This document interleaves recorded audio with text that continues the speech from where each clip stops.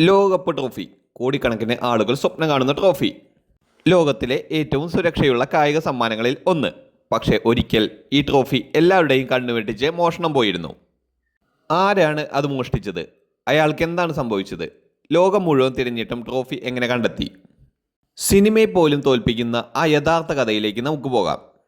വർഷം 1966. ഇംഗ്ലണ്ടിലാണ് ഫിഫ ലോകകപ്പ് നടക്കാനിരുന്നത്.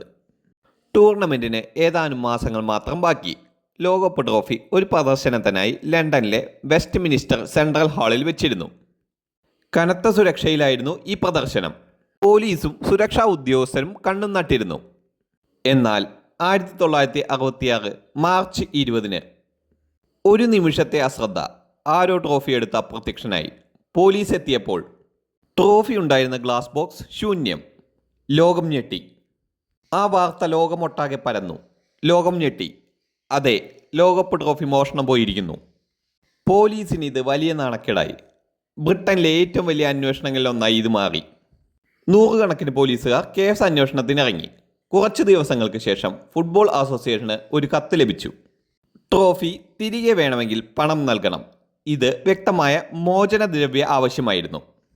പോലീസ് അയാളെ പിടികൂടാൻ മാസ്റ്റർ പദ്ധതി തന്നെ തയ്യാറാക്കി.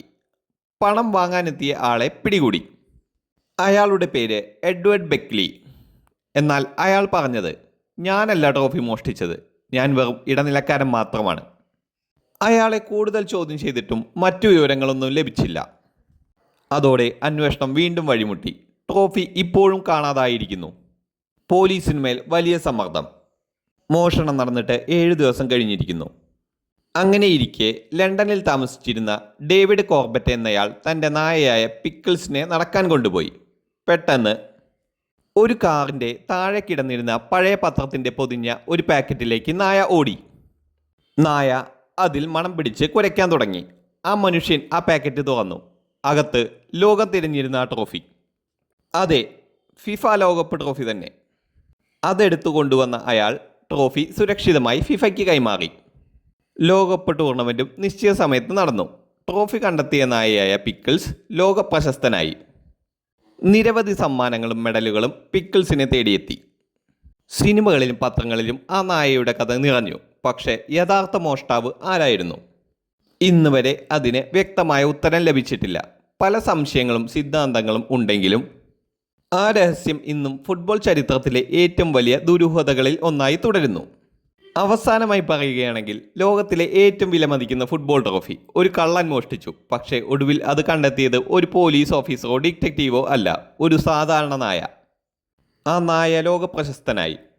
ഫുട്ബോൾ ചരിത്രത്തിലെ ഏറ്റവും വിചിത്രവും അതിശയകരവുമായ കഥകളിൽ ഒന്നാണിത്.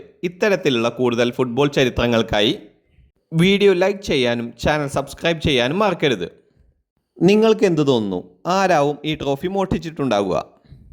നിങ്ങളുടെ അഭിപ്രായങ്ങൾ കമൻറ്റ് ബോക്സിൽ രേഖപ്പെടുത്തൂ.